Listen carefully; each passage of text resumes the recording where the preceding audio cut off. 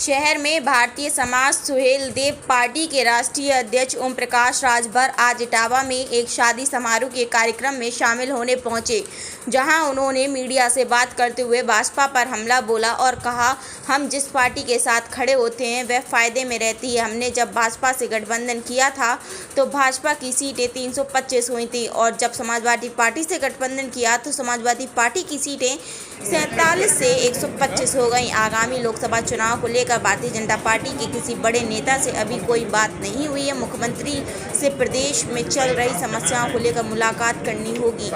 आगामी चुनाव को लेकर किसी भी प्रकार का कोई गठबंधन की रणनीति नहीं तैयार की गई है। इटावा से स्टेट हेड विनीत कुमार की रिपोर्ट।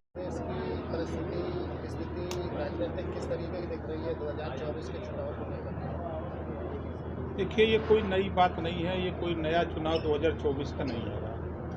जब से देश में संविधान लागू हुआ है तब से चुनाव हो रहा है। बाबा साहब डॉक्टर अम्बेडकर ने हर 5 साल की व्यवस्था दी है। कभी कभी मध्यवर्ती चुनाव भी हो जाते हैं, तो चुनाव तो अनवरत होते रहते हैं और होते रहें।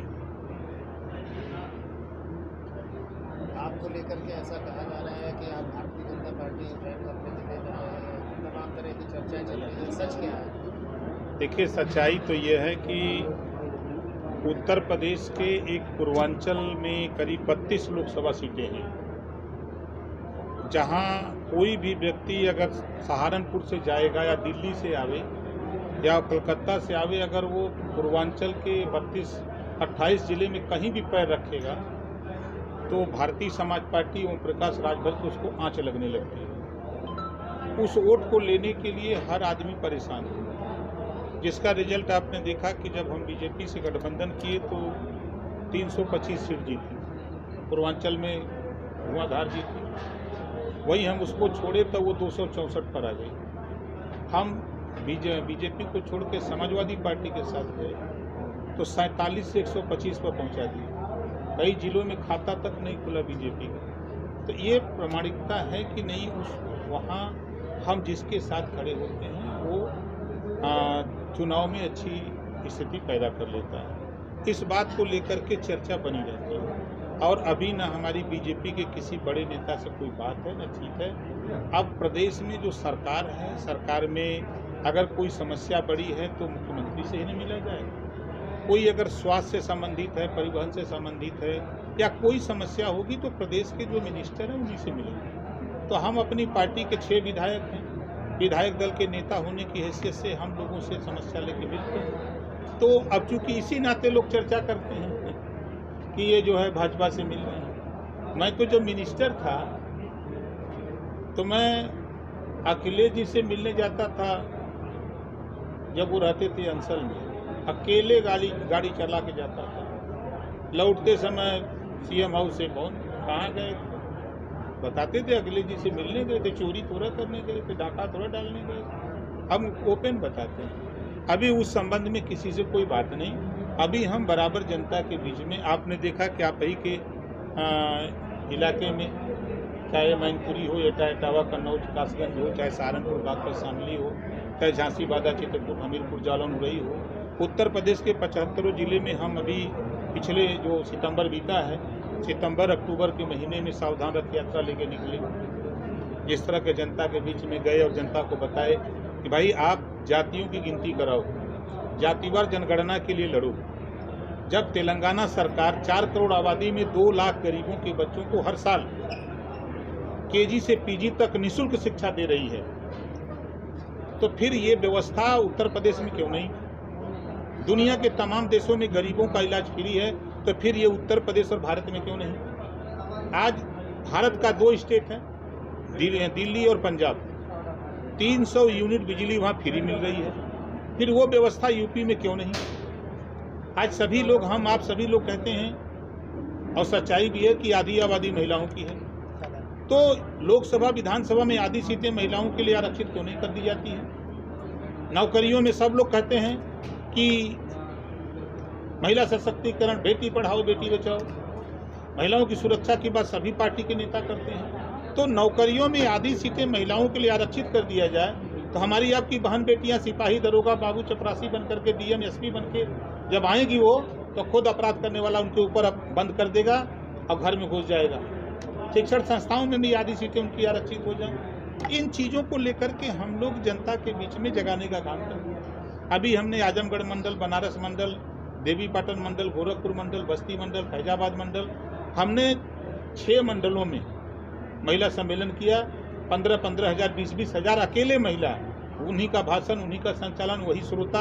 हम लोग सिर्फ सुरक्षा में खड़े थे। पार्टी का झंडा, पार्टी का मंच, पार्टी का बैनर और कार्यक्रम उनकी लड़ाई। हमारे सामने प्रस्ताव आया कि हमारी लड़ाई कितने दिन पुरुष लड़ेगा, हम कहे आप आओ आगे, हम आपके साथ। तो ये अभियान हम लोग जनता के बीच में बराबर चलाते रहते हैं और जनता के बीच में रहते हैं। पूर्वांचल में आपकी पार्टी अकेले लोकसभा चुनाव लड़ेगी या सहयोग के साथ? देखिए, बीजेपी दिल्ली में 29 दलों का गठबंधन है, तब सरकार बनी। प्रदेश में 3 दलों का गठबंधन है, पूरा देश गठबंधन से जूझ रहा है। हम कौन तोप है उनमें? हम भी टाइम आएगा तो गठबंधन किया जाएगा, कहाँ होगा। लेकिन समाजवादी पार्टी के प्रवक्ता उदयवीर ने कहा है, उदयवीर सिंह ने, कि ओम प्रकाश राजभर में राजभर समाज की लड़ाई तो समाजवादी पार्टी लड़ रही है, लेकिन समाजवादी पार्टी में अब उनके लिए कोई स्थान नहीं है। वह अब जिनको वो पसंद हो, वो उनको वो जो पसंद हो वो वहाँ जा सकते हैं, उन्हें वो ले सकते हैं। अखिलेश यादव जी के कृपा से वो MLC बन गए। समाजवादी पार्टी के कृपा से जो कुछ मिल रहा है, मिल जाए तो उनसे पूछेगा कि आप अपने बूथ पर समाजवादी पार्टी को कै वोट दिलाए थे। अखिलेश जी के जितने नवरत्न हैं उनसे पूछो खाली इतने कै वोट दिलाए हो। अपना बूथ नहीं जितवा सकते हो, ओम प्रकाश की तुलना करने चले हो। पता कर लेना, अम्बेडकर नगर, आजमगढ़, गाजीपुर, बलिया, मऊ, बस्ती, बीजेपी का खाता तक नहीं खुलने दिया। और तेरी तो औकात वही है ना भैया कि आप आए थे पर्चा भरने, कुर्ता सुर्ता फाड़ के झटक दिए और लौट के चले गए नंगा होके। उन्हीं की ना बात कर रहे हैं। पूछ लीजिएगा कि अगर गलत बोल रहा है राजभर। जाके पैर फटे बेवाई सूही जाने पीर पर आई। आज के तारीख में 98% राजपूत बीजेपी के साथ है और वो समाजवादी पार्टी के साथ खाली नाते लटके हैं कि हो सकाला कुछ मिल जाए और कोई बात नहीं है वहाँ। लेकिन जिस तरह से संजय निषाद जो है मछुआरों के लिए एक अभियान शुरू करने वाले हैं प्रत्येक जनपद में, तो क्या पिछड़ों के लिए जो बात आप लड़ाई लड़ने की बात कर रहे हैं, क्या आपकी तरफ से कोई इस तरह का अभियान शुरू होगा? हम तो बराबर अभियान चलाते रहते हैं। जो बात हम आपके सामने बोल रहे हैं वही सदन में बोलते हैं, वही बात जनता के बीच में बोलते हैं। ये कटु सत्य है कि आज़ादी के बाद से लोरी सुना के, जैसे हम लोगों के पूर्वांचल में एक लोरी सुनाई जाती है कि चंदा मामा यारे आवा, पारे आवा, नदिया किनारे आवा, सोने के कटोरवा में दूध भात ले ले आवा, बच्ची के मुँह घुटो। ये लोरी सुनाया कांग्रेस ने, ये लोरी सुनाया बीजेपी ने, ये लोरी सुनाया सपा ने, ये लोरी सुनाया BSP ने। सभी लोग लोरी सुना करके आते हैं। हम जहाँ खड़े हैं, बैठे हैं इटावा में, नाई, गोड़, पाल, प्रजापति, बिंद, केवट, मल्लाह, कश्यप, अर्कबंसी, बंजारा, बहेलिया, खंघार, बता दीजिए किसी थाने पर अगर दरोगा हो तो क्यों नहीं इसको हिस्सेदारी दिए लोग। सरकारें 4-4 बार, 3-3 बार, 5-5 बार, 20-20 साल सरकारें चली हैं, क्यों नहीं इनको हिस्सा मिला। अगर हिस्सेदारी की बात करें तो लोगों को बुरा लग रहा है। तो लेकिन अब तो समाजवादी पार्टी कहने लगी है ना कि पिछड़ा, दलित और अल्पसंख्यक मिला के PDA हराएगा NDA को। भैया मेरे 4 बार सरकार थी ना। जब सरकार थी 5 साल तो वो भी मुख्यमंत्री थे। 5 साल में एक नाम बता दीजिए, नाई का, गोड़ का, पाल का, प्रजापति का, कश्यप का, साग का, सैनी का बता दीजिए, राजभर का, चौहान का बता दीजिए, आरक, अर्कबंसी, बंजारा, बहेलिया का बता दीजिए, जिसके बेटा को उस लायक बनाए हो कि आज थाने पर पोस्ट दरोगा हो। एक बता दीजिए खाली। सत्ता मिली तो हमको याद नहीं, जानते हैं क्या हाल है। जिसको सत्ता मिल जाती है ना तो उसके चश्मे में सूखी घास भी हरी दिखती है। लेकिन अब तो आपके क्षेत्र आजमगढ़ से सूचना आ रही है कि शिवपाल सिंह लोकसभा का चुनाव लड़ने वाले हैं। कौन मना कर रहा है? लोकतंत्र है, कोई कहीं लड़ सकता है। आपसे सहयोग अगर मांगेंगे तो दीजिए आप सहयोग। अब वो टाइम आएगा, वो मांगे कि अब देखा जाएगा। जब वो मांगे तब ना, हाँ वो मांगता नहीं, हम पहले ही अपना पूरा भर के लगे। देखिए हमारी दिली इच्छा है, मांगने का सवाल नहीं, मेरी दिली इच्छा है कि मायावती जी, अखिलेश जी, सोनिया जी, नीतीश जी, जयंत जी और राजभर, ये सब लोग इकट्ठा हो जाएं तो कहीं मांगने की जरूरत नहीं है। 75+ होगा, उत्तर प्रदेश में सीटें जीत के जाएंगे। जो सपना है दिल्ली का साकार होगा। लेकिन भारतीय जनता पार्टी की तरफ से कहा जा रहा है कि जिसको गांधी परिवार बढ़ाना है तो वो राहुल को और प्रियंका को वोट दे, जिसको सपा परिवार बढ़ाना है वो अखिलेश को दे, और इस तरह की चर्चाएं समाजवादी नहीं, देखिए सच्चाई ये है कि अब 20 साल से हम जातिवाद जनगणना के लिए बोल रहे थे। आज कांग्रेस भी बोलने लगी, आज समाजवादी पार्टी भी बोलने लगी, आज नीतीश जी भी उस काम में आगे लग गए। तो तमाम दल के लोग जातिवाद जनगणना की बात कर रहे हैं। छोड़ दीजिए गांधी परिवार, छोड़ दीजिए अखिलेश परिवार, समाजवादी, सबको छोड़ दीजिए, जातिवाद जनगणना क्यों नहीं करा देते? इसमें तो कोई दिक्कत नहीं है, इसमें तो कोई परिवारवाद नहीं है। इस साल से देख रहे हैं, एक मुद्दा आता है, 15 दिन, 20 दिन, 1.5 महीना के बाद वो खत्म हो जाता है, फिर दूसरा मुद्दा आता है, फिर तीसरा आता है, कोई अमल में नहीं आ रहा है। सब खाली मुद्दे बन के आ रहे हैं और जनता का ध्यान बेरोजगारी, महंगाई, शिक्षा, स्वास्थ्य की तरफ लोगों का ध्यान न हो। नौकरी के लिए तमाम नौजवान बेरोजगारी से भटक रहा है, उस पर ध्यान न हो। ध्यान भटकाने के लिए एक एक इशू लाए जाते हैं जनता के बीच में।